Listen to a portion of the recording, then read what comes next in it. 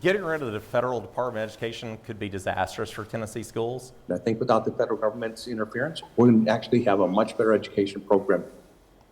Tonight in Crisis in the Classroom, President-elect Donald Trump could do away with the U.S. Department of Education. Good evening, everybody. I'm Scott Couch. And I'm Megan O'Halloran. This was part of Mr. Trump's Agenda 47, but even the prospect is dividing educators in Tennessee.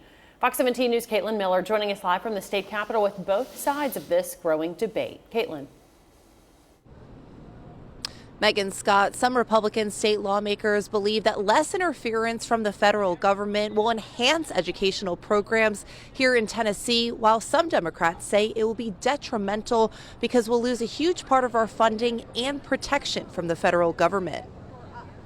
Education leaders say President-elect Donald Trump attempted to dismantle the U.S. Department of Education during his first term and now say it's a top priority for his second term.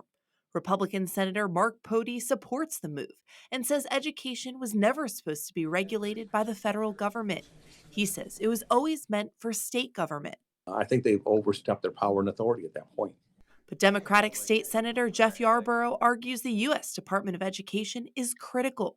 Almost all the standards that are set for ensuring that they get a high quality education, that they get some access to learning and to a better future, like those rules are primarily brought in by the federal government. J.C. Bowman with the Professional Educators of Tennessee adds the U.S. Department of Education is also a layer of protection if a teacher is abused or making sure disabled students get the resources that they need.